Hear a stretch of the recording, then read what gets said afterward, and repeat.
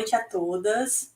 Meu nome é Bruna Presnick, eu sou jornalista, coordenadora das redes sociais do projeto BDB Cultural, que é um projeto da Biblioteca Demonstrativa do Brasil, que nesse tempo de pandemia está levando para cada um de vocês digitalmente cultura. E hoje eu estou aqui numa missão muito especial. Nós vamos falar de cultura, mas de uma cultura que já deveria ter acabado, uma cultura que, na verdade, nunca deveria ter existido, né? Uma cultura vergonhosa mesmo. Vamos falar da cultura machista, da cultura do estupro, da cultura da violência doméstica, do feminicídio, que, infelizmente, só faz crescer nesse tempo. E para esse papo tão importante, eu vou contar aqui essa noite com duas grandes mulheres brasileiras, com experiências já descritas em livros, que têm muito sentimento nos livros e elas têm muita vivência. Uma delas é a doutora Rejane, que é juíza do direito no Juizado de Violência Doméstica, TJDF, autora do livro Invisíveis Mulheres, Histórias Além de Quatro Paredes, que apresenta relatos da violência doméstica no Brasil, e Violência contra a Mulher e o Sistema de Justiça, que é um estudo de caso, né? A Rejane é doutoranda em Ciências Sociais, linha Gênero e Igualdade, pela Universidade Pablo de Olavide, da Espanha, Master em Gênero de Igualdade pela mesma universidade, mestre em Direito pela UniCeub, vice-líder do grupo de pesquisas políticas da UniCeub. Bem-vinda, Rejane, no nosso bate-papo dessa noite. E a outra convidada é a jornalista Yara Lemos, formada pela UFSM, especialista em História Política do Brasil, atuou em diversos veículos nacionais, como a Folha de São Paulo, o Grupo RBS, Portal G1, Revista Isto É, venceu um prêmio ESSO na categoria Interior e tem uma menção honrosa no prêmio Direitos Humanos de Jornalismo. E é autora do livro A Cruz Haitiana, que é o resultado de longos anos de pesquisa, busca por documentos e sensibilidade ao ouvir depoimentos das vítimas de pedofilia. Seja bem-vinda também. Para a gente começar, eu gostaria de fazer esse bate-papo, né? Eu gostaria de fazer uma pergunta e um pedido para a doutora Rejane explicar para a gente o que é a violência sistêmica de gênero e como ela está afetando as famílias brasileiras. Com a palavra, doutora Rejane. Boa noite, Bruna. Boa noite, Yara. É um prazer estar aqui com vocês. Bom, infelizmente, a violência sistêmica, violência de gênero, na verdade, ela é uma violência que assola ainda muito o nosso país. Não é uma novidade, é algo que vem culturalmente sendo trazido dentro dos lares e que o enfrentamento tem sido mais acirrado a partir de 2006 com a Lei Maria da Penha. A violência sistêmica é aquela violência que ela nasce, que ela surge do autoritarismo, né?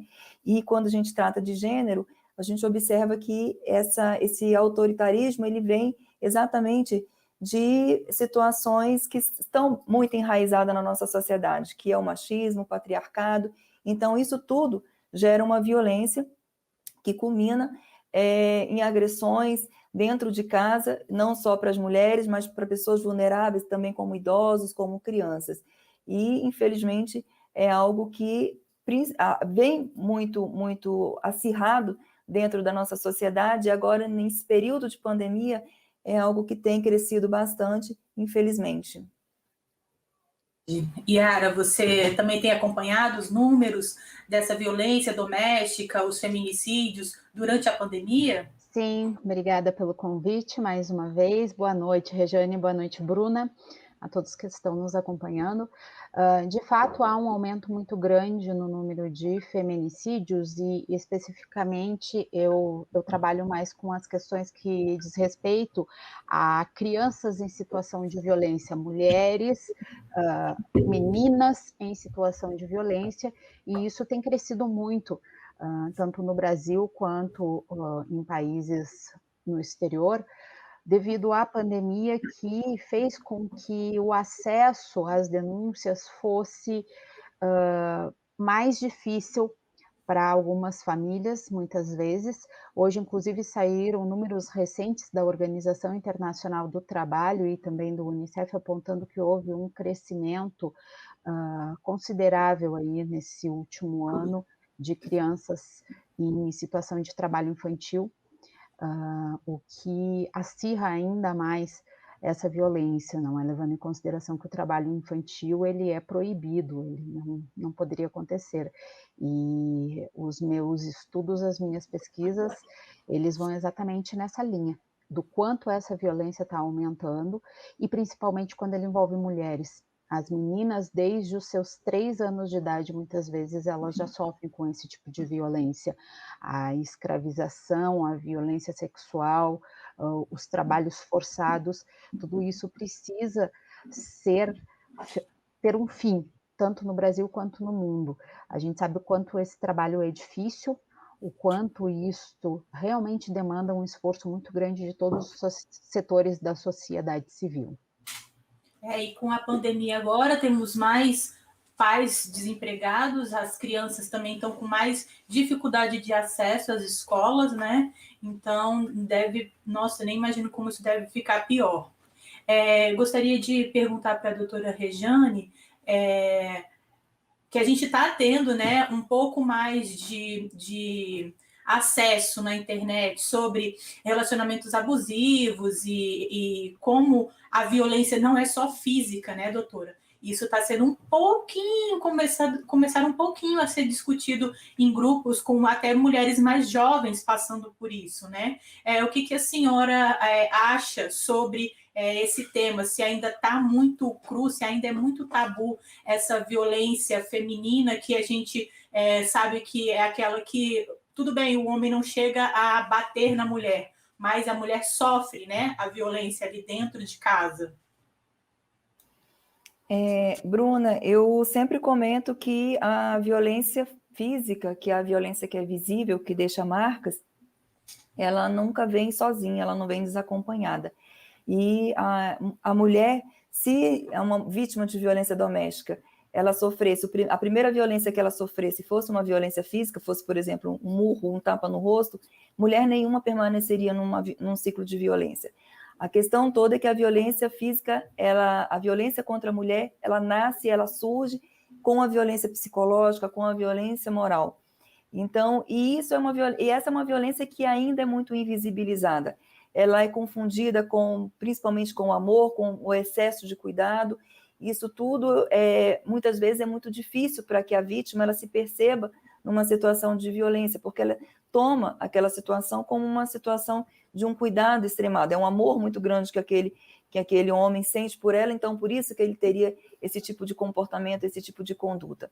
E aí ela só se percebe depois, muito mais tarde, quando a situação já está bem mais agravada. E é uma violência que nós vivemos numa cultura, como eu disse no começo, muito machista, muito patriarcal. Ainda é comum o tipo de, por exemplo, de piadas sobre mulheres que acabam reforçando os estereótipos e acabam exatamente reforçando toda essa situação de violência que muitas mulheres vivenciam. Então, infelizmente, é algo que é muito presente, mas que ela ainda é minimizada, banalizada e principalmente invisibilizada, sob o manto da piada, sob o manto do próprio amor, dos ciúmes, então, que é algo que ainda é muito difícil que as pessoas se percebam como um comportamento violento.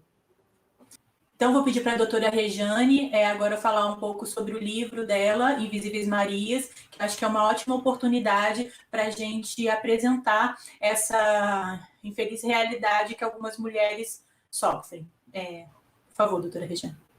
Então, o livro Invisíveis Marias, ele nasceu de uma inquietação dos processos que eu lidava no dia a dia. Eu sou juíza há 15 anos e há 8 eu trabalho com violência doméstica. E algo que eu percebia muitas vezes é que várias daquelas histórias, elas me acompanhavam até em casa, e mesmo com o final do processo, mesmo terminando aquela situação jurídica, vamos dizer assim, me inquietava saber até que ponto o sistema de justiça tinha sido importante na vida daquelas pessoas, se nós tínhamos conseguido, em algumas algumas oportunidades, enfrentar realmente essa violência, mas principalmente saber o destino, o que teria acontecido com aquelas mulheres depois da passagem delas para a minha sala de audiência. E foi um processo terapêutico também. Eu faço terapia há muitos anos e a minha terapeuta, muitas vezes eu chegava no divã, né, e ela relatando, falando sobre aquelas situações que tanto me inquietavam e que me incomodavam. E ela falava isso: quando você estiver só, quando você precisar, põe isso no papel, isso vai ser bom, vai te ajudar. E eu tinha muito problema de insônia e eu acabava fazendo exatamente essa situação, colocando isso no papel durante as noites de insônia. E um dia eu mostrei uma dessas histórias, ela não tinha pretensão de transformar em livro. Eu mostrei essa história para uma pessoa que é bastante próxima da minha família, e ela, nessa história, ela leu e falou assim, que ela não sabia que aquela situação era uma situação de violência, e ela disse que se viu naquela história. Então eu percebi que era uma pessoa tão próxima de mim, que sabia que ouvia sempre eu falar das questões de gênero, falar de violência, e eu não tinha conseguido, por exemplo, atingir essa pessoa tão próxima, que estava ao meu redor. E aí eu percebi o tanto que essa violência contra a mulher é uma violência que não se fala, é uma violência que ela é um segredo, que ela está realmente invisibilizada na nossa sociedade. E eu decidi, então, transformar essas histórias em livro, para que desse voz a todas essas mulheres, muitas dessas mulheres, mas principalmente também para que outras que não têm coragem de denunciar ou que não se percebam numa situação de violência, que elas possam se identificar em algum daqueles contos, em alguma personagem que, infelizmente, se faz presente num ambiente violento. Então, a ideia surgiu disso, e o livro está aí. É um livro que traz 15 contos que tratam de várias questões, de vários tipos de violência, trata de feminicídio, trata de violência contra a mulher, contra a criança, a violência sexual, violência financeira, a violência homoafetiva. Então, eu trago vários relatos de situações que, infelizmente, eu ainda vivencio todos os dias dentro das salas de audiência. Doutora Rejane, dentre esses relatos ou outros que a senhora já tenha presenciado, ainda há a vergonha da mulher por ser vítima? Com certeza. Eu sempre falo, quando eu estou em alguma palestra presencial, eu sempre brinco falando isso, que naquele ambiente, naquele local, todos nós temos segredos, todos nós temos algo que nos envergonha, que a gente não fala para ninguém. E aí eu falo que eu vou escolher alguém da plateia para que me conte esse segredo, para que fale para mim esse segredo, e eu vou julgar se esse segredo realmente é um segredo que cause vergonha ou não para a pessoa, porque muitas vezes esses nossos segredos são algo que nós construímos, e que quando a gente acaba falando para uma outra pessoa, não é tão, o outro, né, o interlocutor não observa como algo tão grave. E aí eu escolho uma pessoa e falo: pronto, agora você me conta esse segredo, que eu quero que nós todos estamos aqui, você não nos conhece, eu quero que nós vamos ouvir e nós vamos julgar se esse seu segredo é algo que realmente te cause vergonha e tal, e a pessoa fica um pouco intimidada. E, na verdade, e aí eu falo que é uma brincadeira, obviamente, mas é só para fazer uma relação do tanto que é difícil. A violência doméstica, ela é isso, ela é um segredo, é algo que a mulher ela ainda sente vergonha, e como é difícil falar sobre essa violência, principalmente para pessoas estranhas. Então, como é difícil essa mulher chegar no sistema de justiça, como é difícil ela denunciar algo para pessoas que ela não conhece, que ela não sabe qual vai ser o destino. Muitas delas, elas não querem que aquele agressor ele sofra uma punição, elas querem apenas que ocorra a interrupção dessa violência. Então, isso tudo dificulta bastante, e principalmente reforçando todos os estereótipos que nós mulheres carregamos. Então, assim, desde sempre nós somos criadas para o cuidado, e nós somos responsáveis pelo sucesso da família, pelo sucesso dos filhos, e quando uma mulher ela resolve denunciar, ela toma muitas vezes como um fracasso de não ter cumprido com esse papel que a sociedade impõe às mulheres de sucesso pela família. Então, ela estaria destruindo essa família, quando, na verdade, é uma família que já está destruída há muito tempo. Quando essas famílias têm filhos, tudo piora, né, Yara? E nos seus relatos nos seus estudos sobre pedofilia e tudo, acho que você deve ter se encarado muitas vezes também uma família destruída por causa de pedofilia, que às vezes acontece também dentro da própria casa, né? Com certeza, Bruna.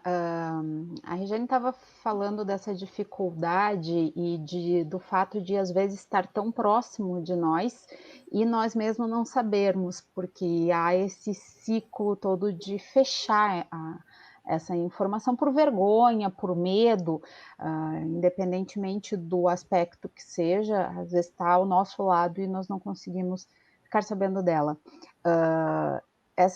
Há algum tempo, quando meu livro foi lançado, em setembro do ano passado, a gente fez uma longa campanha de divulgação junto à editora, e o livro ele é resultado de mais de 10 anos de pesquisa, trata especificamente sobre a questão da pedofilia envolvendo religiosos, e não apenas com meninos que acaba sendo a grande maioria, mas também meninas que são vítimas dessa violência de religiosos, pessoas ligadas à Igreja Católica. É o que eu trabalho, embora isso ocorra em todas as religiões, não é um aspecto que esteja relacionado à religião, ou seja lá qual o quesito em questão. E numa dessas gravações, eu estive numa comunidade carente aqui de Brasília, e uma pessoa veio me falar que ele pediu para participar das gravações, e ele falou que ele queria fazer esse trabalho de divulgação do livro porque ele tinha sido uma vítima, sabe? E que na família dele havia violência doméstica muito intensa, que as mulheres familiares dele haviam sofrido violência doméstica, e ele queria encontrar formas de poder ajudá-las. Então, você vê o quanto isso é complicado na sociedade, porque as pessoas têm uma dificuldade extrema de falar.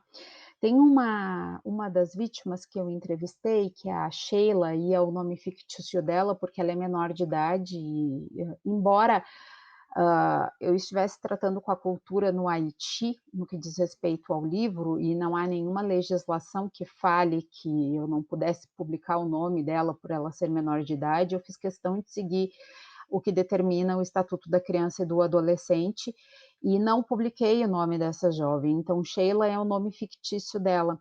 Ela era violentada desde os 13 anos de idade por um padre, e a violência dela vinha já de longa data. Ela não vive com os pais, porque os pais entregaram ela a uma família que consideravam que essa família tivesse melhores chances de criá-la, oferecendo estudo, alimentação. Só que nessa situação, ela acabou se transformando numa escrava para trabalhos domésticos.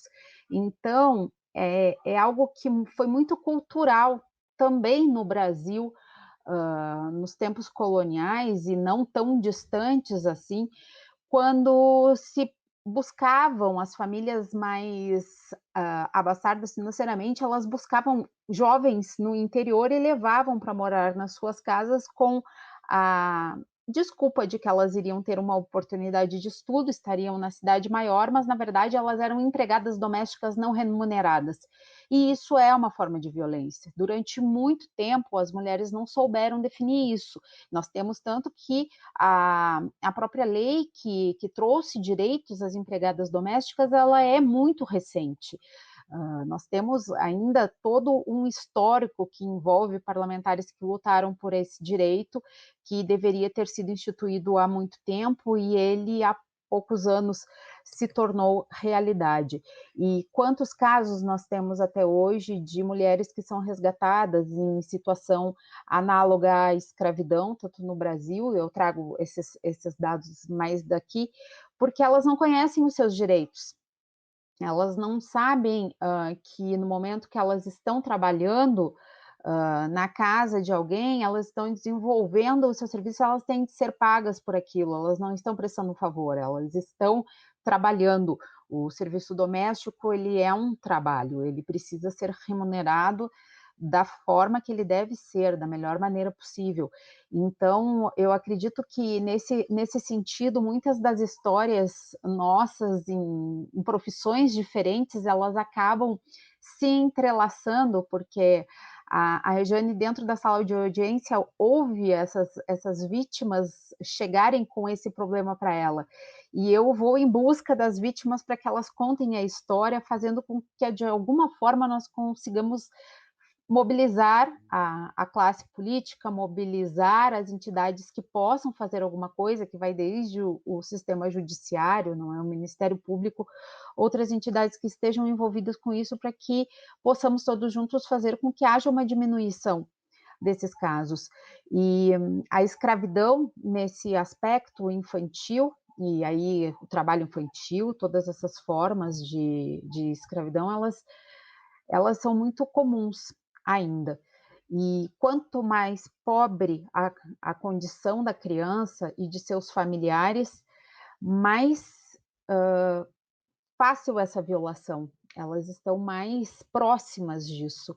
E muitas vezes as famílias acreditam que estão fazendo um bem para elas e, na verdade, não estão. Então, é preciso que isso seja tratado nas escolas, que as crianças aprendam, que elas possam levar para os seus pais, que os conselhos tutelares tenham maiores condições de trabalho, mais condições de trabalho, para que eles possam atuar junto às comunidades da forma com que é necessário para suprir esses problemas. E aí a gente traz as questões de renda, de dificuldades de acesso ao mercado de trabalho, e nós vamos ter um reflexo disso muito grande agora, né, no pós-pandemia. Já sentimos isso, e o pós-pandemia vai alertar muito mais esse problema, porque as mulheres, elas de fato são as grandes vítimas. São elas mesmo as responsáveis, se colocando como as responsáveis pelo sucesso da família, e isso é uma carga muito grande. É a mulher que cuida dos filhos, é a mulher que no mercado de trabalho hoje ainda sofre com as diferenças salariais muito intensas. Por os mesmos trabalhos que os homens desenvolvem, elas acabam recebendo menos na grande maioria dos setores. Então, essas dificuldades, elas vão ser muito mais expostas. Eu creio que a década que está por vir, ela ainda vai ser uma década muito difícil para que nós possamos reverter esse cenário de dificuldades e para o combate à violência contra a mulher. É um trabalho muito intenso que deve ser feito, mas essas dificuldades todas, elas vão fazer com que esse período seja bastante nebuloso, e as crianças que vão entrar na juventude, as mulheres que estão aqui ainda vão ter muito trabalho pela frente. É preciso que haja uma união muito grande e um senso um conhecimento muito grande a respeito dos seus direitos. E isso é um trabalho que depende de todos nós, nesse sentido, Bruna. Eu estava pensando nisso hoje, Yara, quando eu estava lendo uma notícia que aí no Rio Grande do Sul eles estão liberando, acho que passou numa primeira instância, alguma coisa assim, a educação em casa, né? Para mesmo depois da pandemia as crianças continuarem estudando em casa. Eu acho que nossa cultura brasileira eu não sei se ela ainda está pronta para isso, né?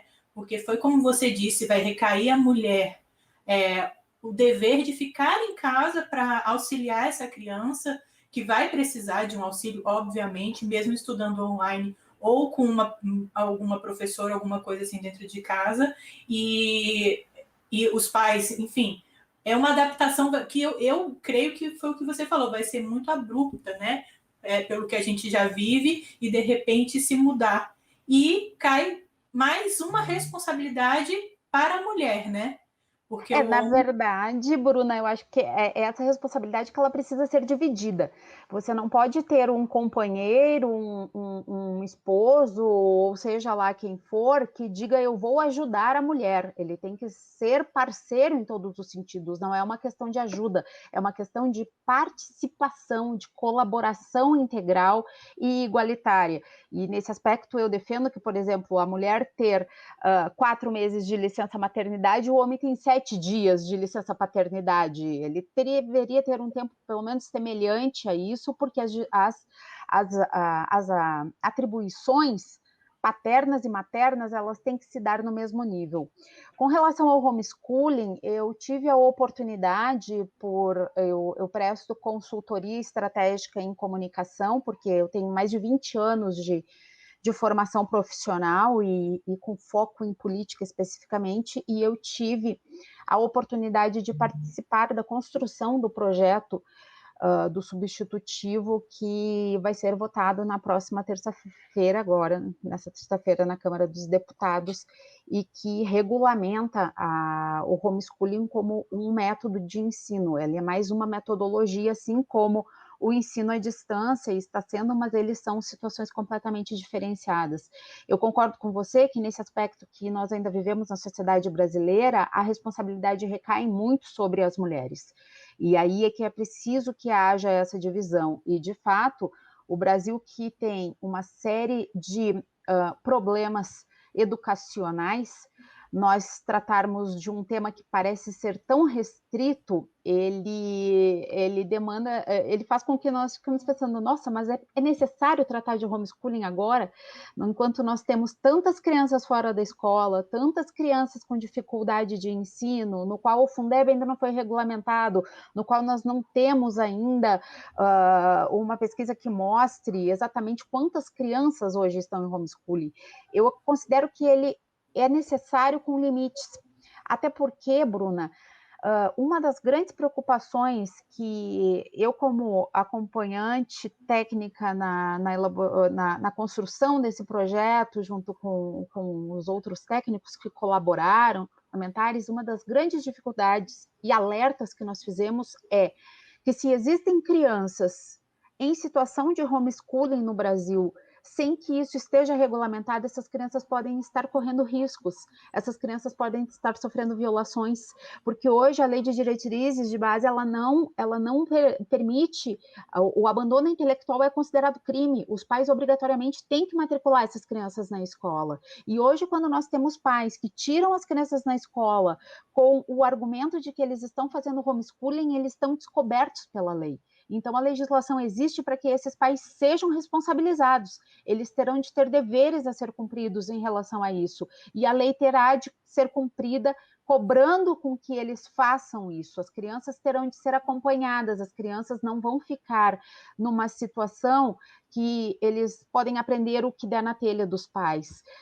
O projeto que a gente trabalhou é para que ele possa seguir as diretrizes de educação de base, que as crianças tenham essa regra educacional bastante clara, que estejam matriculadas numa escola, não presencialmente, mas matriculadas, e os pais tenham de apresentar os planos educacionais junto às escolas. É uma garantia que o Estado está tendo de que essas crianças não estão sendo violentadas, porque a falta de educação é uma violência contra essas crianças. Então, nós precisamos que isso seja regulamentado para que isso tenha regras. A gente precisa que a lei seja feita. Aí a gente pensa assim, nossa, mas nós temos tanta lei nesse país, e eu que trabalho com área política, não estou tão voltada com isso, fico pensando, para que tanta lei se nem todas elas são cumpridas, se nós temos conselheiros tutelares debilitados, que não conseguem mapear nem todos os casos de violência, por exemplo, de pedofilia, sabe, violência sexual, todas essas coisas. Como é que ele vai acompanhar se essas crianças de fato estão aprendendo dentro de casa? Nós temos que acreditar na boa-fé da legislação e temos que lutar para que ela seja cumprida.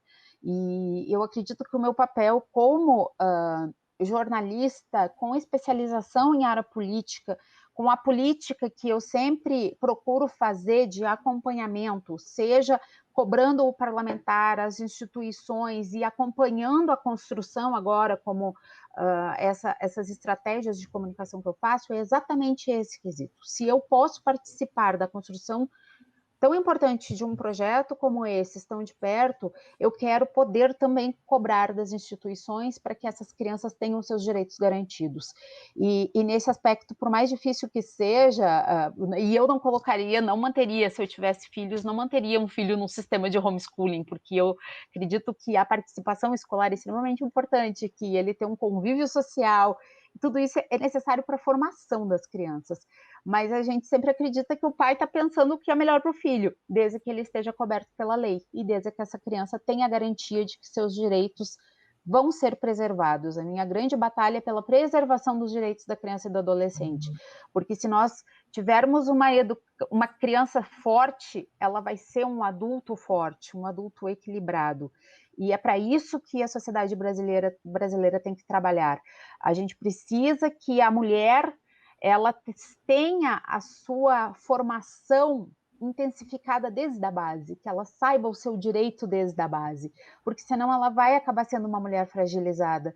E a mulher empoderada, nesse empoderamento, que é o termo, inclusive, que a gente hoje tem nesse debate do empoderamento feminino, eu não consigo construir uma mulher empoderada aos 40 anos. Não que eu não consiga, mas é muito mais difícil você construir uma mulher empoderada aos 40 anos, mas se você constrói essa criança empoderada, essa jovem mulher empoderada, ela com certeza vai ser uma mãe de família empoderada, uma mulher que não necessariamente precisa ser mãe para ser empoderada, ela vai saber dos seus direitos e dos seus deveres junto à sociedade. É por isso que a educação ela é tão importante, é por isso que a formação da criança precisa ser tão fortificada no nosso país, Bruna. Vai ser um tema muito delicado, né? Porque, como a doutora Regiane falou, já é muito complicado a gente saber o que acontece em quatro paredes sem, vamos dizer assim, o governo tendo que cobrar. Imagina uma família complicada, né? No relacionamento entre as famílias complicadas, com uma criança em homeschooling, ainda tendo que prestar contas, vamos dizer assim, né, para o governo do que está acontecendo ali. Eu acho que foi o que eu falei, não sei se a nossa cultura ainda está pronta, já está pronta para isso, né? Falta muita informação para mulheres, falta muita informação para homens, e falta muita informação para a nossa população do que é certo e do que já não é, né? Já foi Sim. certo e hoje em dia não é mais. E principalmente uma luta que eu tenho constante, que é essa questão das fake news também, que eu acho importante a gente falar, porque toda essa luta de empoderamento, ela também é relacionada a isso. A gente tem que batalhar muito para que a informação correta chegue até o cidadão. Isso vai fazer com que eles tenham acesso a um serviço público de qualidade, a que eles possam ter consciência do que eles terão direito de cobrar e o que eles têm direito de fazer. Ninguém é uma pessoa que simplesmente recebe, todo mundo tem os seus direitos e deveres. E muitas vezes as pessoas não têm consciência disso, ou acreditam numa informação repassada de uma forma qualquer. Então, a nossa batalha como jornalistas profissionais é também nesse sentido de fazer com que a informação correta chegue até a ponta, porque esse caso mesmo, nós não temos números até agora, somente um censo escolar vai poder mostrar quantas crianças estão realmente hoje em homeschooling, porque os números são muito amplos e completamente diversos, e um censo escolar depende de orçamento que em tese, afirmam que não tem. Então, para você ver o quanto um problema emenda no outro. E a nossa tentativa é sempre lutar pelo direito do mais fraco, que nesse caso, é o direito da criança, que não tem como se proteger. Então, pelo menos que ele tenha acesso ao educador diferente de quatro paredes, porque ele se sente um pouco mais livre para poder falar talvez o que aconteça, ou o assistente social que vai poder estar acompanhando ele da mesma forma, que tem métodos para saber se essa criança está sendo vítima ou não, o que hoje não acontece. Então, pelo menos, a forma como nós colocamos pode não ser o ideal, e eu realmente acredito que tem muita coisa a avançar, a ponto que eu não deixaria um filho meu, eu não queria que o meu sobrinho fizesse o homeschooling, e ele não faz porque é muito pequeno, mas eu creio que se nós temos que regulamentar, e esse também é o papel do Estado, não é? Tem que ser dessa forma também. Com certeza. Doutora Regiane, gostaria de pedir para a senhora falar para as mulheres que tenham dúvidas sobre como denunciar, se elas estão em um relacionamento abusivo, ou se elas estão passando por uma violência doméstica, o que elas devem fazer, aonde elas devem ir, para quem ligar, qual seria o primeiro passo dessa mulher, se ela estiver nos assistindo agora e quiser tomar uma atitude, e que deve tomar uma atitude, né? O que ela deve fazer? Bruna, antes disso, eu queria só pegar o gancho do que a Yara mencionou, falou agora há pouco, que um dos pontos também que causa bastante preocupação para a gente, dessa questão toda das aulas online, das crianças, é a questão da violência. A escola é o primeiro local que uma criança ela pede socorro para a violência que ela sofre dentro de casa, principalmente a violência sexual. Infelizmente, o número ainda é muito alto de crianças que sofrem violência sexual de familiares, de pais, padrastos, avós, de pessoas que estão naquele convívio diário dela. E o primeiro local que ela tem é a escola.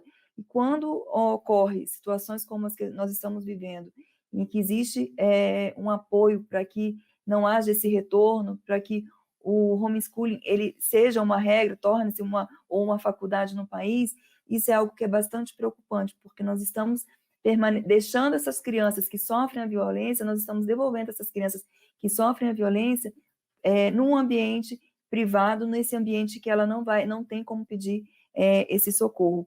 Por isso, a importância também de se falar de gênero nas escolas, porque quando se fala de gênero nas escolas, nós conseguimos com que crianças denunciem principalmente essa violência sexual que elas sofrem dentro de casa.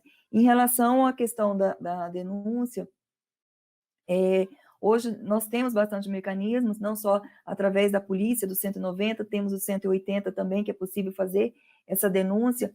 O 180 é interessante destacar que pessoas que saibam de mulheres que sofrem violência e que não denunciam, é possível que essa pessoa denuncie essa situação de violência, por exemplo, um vizinho que sabe que naquele local, no apartamento do lado, na casa do lado, esteja uma mulher sofrendo violência, ele pode fazer essa denúncia via o 180 e não se identificar. Muitas vezes as pessoas ainda têm muito medo de se identificar, não querem se envolver, e a gente sempre pede que essa cultura de não se envolver na relação do casal não mais é possível. É necessário que se denuncie, sim, uma mulher que sofre violência doméstica.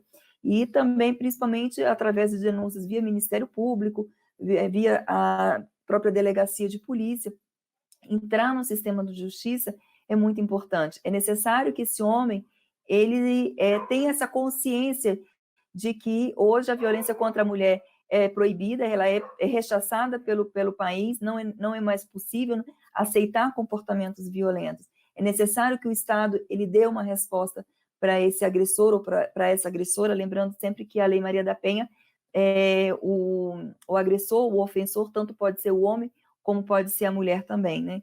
Então, é necessário que essa resposta ela seja dada e é importante que essa denúncia ela ocorra, ou pela vítima, ou por pessoas daquela rede, daquela mulher, ou que estão próximas daquela mulher, e que saibam que uma situação de violência acontece no ambiente privado. E é importante também ressaltar que essa vítima vai estar sempre amparada pela justiça, né? Se ela for uma delegacia de mulher, por exemplo, e aí depois dessa denúncia ela não puder voltar para casa, vamos dizer assim, ela tem como ser amparada? Sim, hoje nós temos mecanismos, a Lei Maria da Penha, a Lei 11.340, ela trouxe esses mecanismos através da medida protetiva. Ela é uma lei que foi um divisor de águas no país, ela é considerada a terceira lei mundial, ela só perde para a Espanha e para o Chile nas questões de proteção da violência contra a mulher, e ela traz esses mecanismos. Então, é possível que esse agressor ele seja retirado de casa, que seja proibido esse contato, essa aproximação, que a vítima ela seja reconduzida para casa. Muitas vezes elas saem de casa, vão para a casa de um parente, porque vão fugidas. Então, é possível que o juiz ele determine que esse homem seja afastado e que essa mulher seja reconduzida.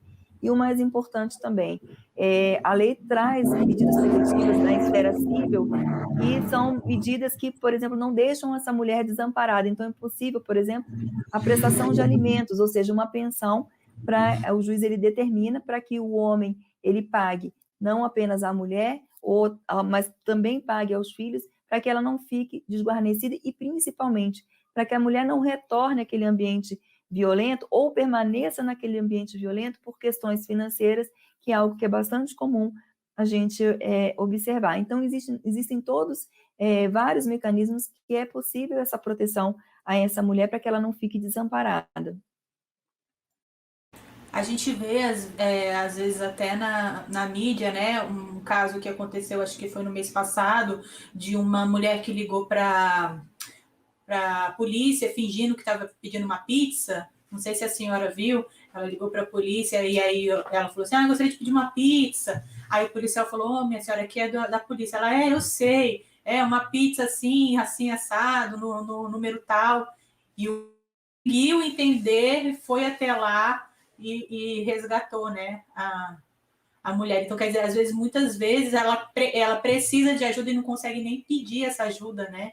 Então, assim, são casos que devem ser mais raros, com certeza, espero, mas que também devem ter atenção, né, da própria mídia, né, Yara? E da informação que essas pessoas precisam saber. Bom, vou pedir para vocês fazerem as considerações finais e agradecer muito por esse bate-papo. Eu acho que como eu disse, é uma cultura que tem que ser extinguida, né? A gente precisa falar sobre ela. O machismo estrutural está aí, essa cultura de machismo ainda é muito impregnada em homens e mulheres também. E eu acho que são papos como esse, né, conversas como essas que tem que esclarecer nossa audiência, nossa população. Então, eu vou pedir para a doutora Rejane começar, por favor, e agradeço aí a participação, doutora. Eu agradeço, Bruna, agradeço a participação com a Yara, ao BDB Cultural.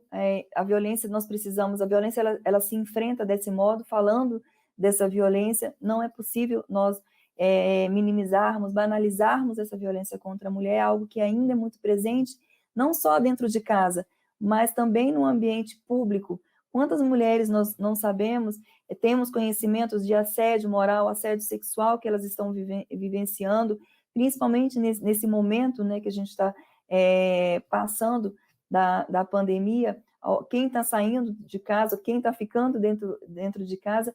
Então, existem todas as situações que, infelizmente, nós precisamos falar para que essas violências elas se tornem visíveis. São situações que ainda chocam muitas pessoas. Infelizmente, a gente tem uma cultura de deixar de lado todas essas questões que tratam do ambiente feminino. Então, eu digo que, infelizmente, como eu disse no começo, nós somos criadas para o cuidado, nós somos responsáveis pelo sucesso de tudo, e a nós não é dado reclamar, a nós não é dado tratar das questões, falar das nossas inquietações. Então, quantas vezes nós ouvimos que as mulheres são histéricas, que as mulheres não conseguem falar de forma adequada, e eu sempre digo isso, muitas vezes é necessário, é preciso que nós, é necessário que seja necessário gritar, na verdade, né, para que possamos ser ouvidas, e infelizmente isso ainda é muito presente, e eu vejo que nós estamos caminhando, os direitos das mulheres, eles caminham e retroagem, e nós estamos, infelizmente, vivendo uma época de retrocesso. Mas eu tenho esperança de que encontros como esses, que nós possamos falar de questões que ainda nos perturbam bastante, tragam um resultado positivo no futuro para os nossos filhos. Eu agradeço imensamente a participação.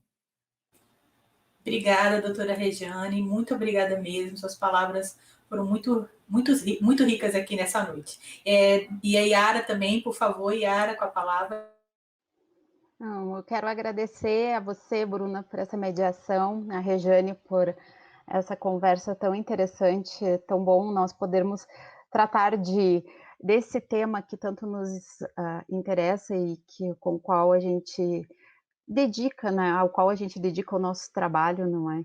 De uma forma como essa, não é? Essa iniciativa do BDB Cultural poder trazer esse tema.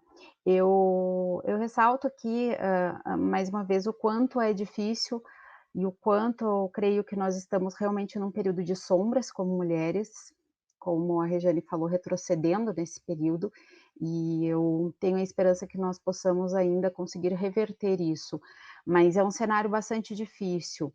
E nós mulheres, olha, desafio qual mulher nunca ouviu uma piadinha de mau gosto, ou que não tenham comentado primeiro sobre a roupa que ela vestiu, ou o quanto a maquiagem está arrumada antes de levar em consideração a sua competência profissional e todo o seu trabalho. É o tipo de situação que desde muito pequenas nós ouvimos. E eu sempre deixo aqui, eu gosto de lembrar isso, porque quando eu falei que mulheres empoderadas e são fruto de jovens e de crianças empoderadas, eu lembro dos meus pais, quando eu, aos 13 anos, disse para eles que eu queria fazer um curso de mecânica de automóveis. E isso nos anos 90 foi um choque, obviamente, mas eles me incentivaram e eu fui a única mulher da turma durante 2 anos, num grupo de 29 homens e só eu de mulher fazendo um curso de mecânica de automóveis entre o período aí dos 13 aos 15 anos. Então, isso foi uma forma de empoderamento. Hoje eu tenho a chance de eu mesmo saber de problemas básicos de mecânica, coisa que pode ser muito besta, mas que fazem com que a gente também se sinta empoderado. Então, são pequenos detalhes, pequenos atos que podem não fazer diferença hoje, mas que pode ter certeza que ele interfere na construção da mulher. E a gente precisa fazer com que mais atos assim façam com que as mulheres se sintam empoderadas, tenham o seu direito reconhecido, que elas possam fazer as suas denúncias quando elas se sentirem ofendidas, quando elas se sentirem atacadas, sem medo de que isso reflita de uma forma pior do que a situação que elas já estão vivendo. Então, foi um prazer imenso falar com você sobre isso, porque eu sinto todos os dias, principalmente circulando pelo Congresso Nacional, que é um meio ainda extremamente machista, o quanto nós mulheres ainda sofremos com isso, ainda quando dizem para nós assim, mas você é mulher, entendeu? Não vai ser assim. Não é assim. Nós temos os mesmos direitos e temos que lutar por eles. Obrigada mesmo pela participação e pela conversa com vocês. Eu agradeço muito essas duas mulheres super empoderadas que abrilhantaram nossa noite, e agradeço ao projeto BDB Cultural, Marcos Linhares, o João, todo mundo que está envolvido, porque são com essas lives, essas conversas que a gente vai engrandecer e levar informação a quem merece. Boa noite a todos.